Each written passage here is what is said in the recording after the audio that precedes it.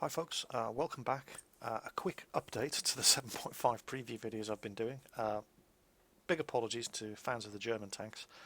What I actually did when I uploaded the first German tank review video was I'd messed up some of the commentary on the Jagdpanther 2 and the Ferdinand, and so I redid that video, but completely forgot, thank you to one of my subscribers who pointed out in the comments, I'd completely forgotten to cover what everybody's getting excited about, the E-50M.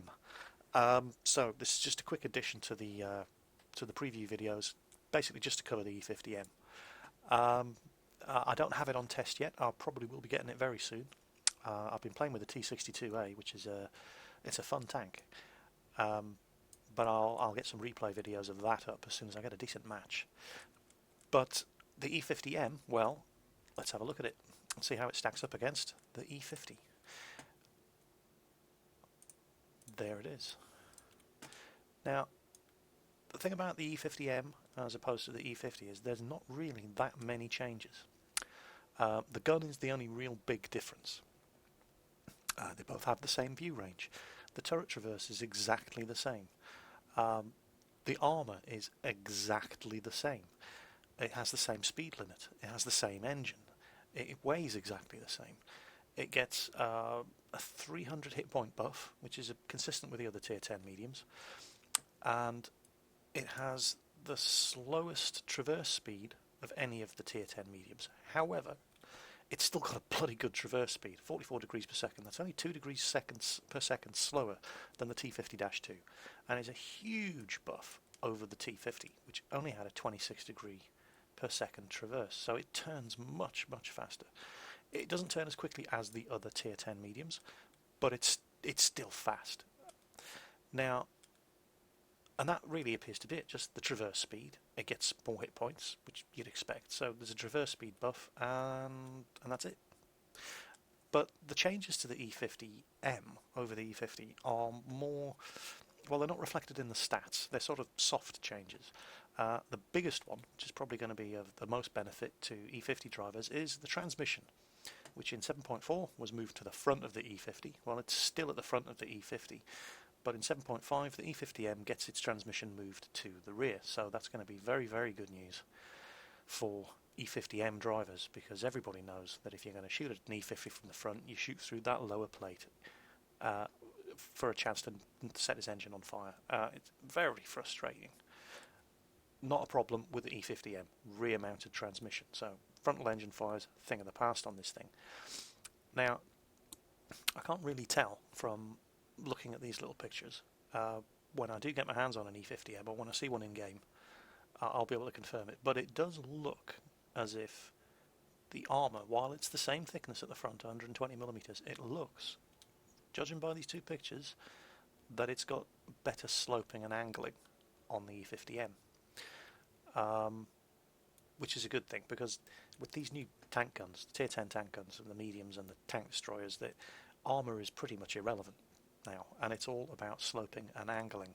It's bouncing shots rather than defeating them with your armour, and so it does look like it has additional sloping, which is going to be a very nice feature on the E-50M. And again, that's not something that's actually reflected in the actual stats of the tank itself, so that's a good feature.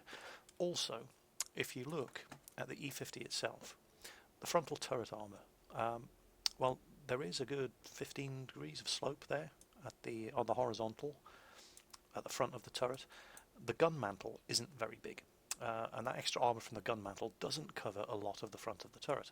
Now, the turret front is 185mm thick, but most of the tier 9 and 10 guns in this game can get through that turret armour.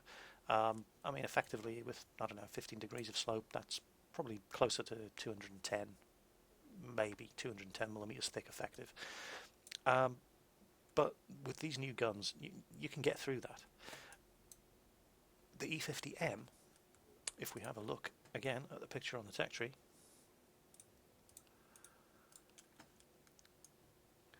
the gun mantle covers much more of the front of the turret, giving extra armour to the front of the turret. Now, no word as yet, because I haven't played one, on the gun depression, But that extra mantle coverage on the front of the turret, if the gun depression is any better than on the E50, and the E50 really does have terrible gun depression, then given the increased slope, going hull down on this thing may be a viable tactic. But even if it isn't, when you have to take those frontal shots and expose yourself to enemy guns, that extra mantle coverage on the front of the turret is going to be very, very good. So stat-wise, the only thing that's really changed is more health, much better traverse speed. But there are a number of soft stat buffs to the E50. Increased slope on the front of the hull, possibly. Much better gun mantle coverage on the front of the turret. Transmission move to the rear.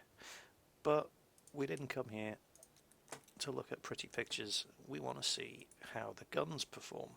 Well, there is the very, very good gun on the E50, the L52 105mm gun.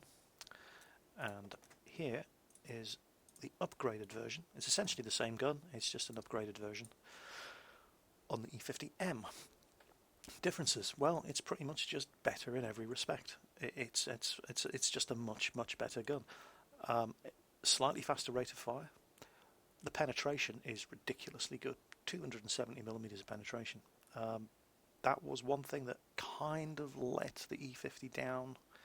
220mm of penetration. It was all right. It wasn't fantastic, but it was it was good enough. But that is just in a whole different ballpark. That's BL10 standards of penetration. That's just really good. The damage hasn't changed, and that's consistent with most of the TN10 tank guns. The only one that doesn't do 390 damage, well, actually there's two. The new gun on the T62A does 320. And I'm pretty sure the Batchat doesn't do 390 as well. Let's have a quick double check of that one. Where's the French? Here we go. Batchat's gun. Oh no, that does 390 as well. So yeah, it's only the T62A that doesn't have a gun with 390 damage. So again, good damage on this gun. It's even more accurate than the already legendary accuracy of the E50's gun, and it has a faster aiming time. So in absolutely every category, this is a better gun. I believe it has the slowest rate of fire of any of the TN9 tank guns. Let me just confirm that one for you. So the American M48A1, 7.5 rounds per minute. The Russian D54TS has 9 rounds per minute. That's definitely the fastest rate of fire. The Batchat, well, it's weird. It's a French gun there.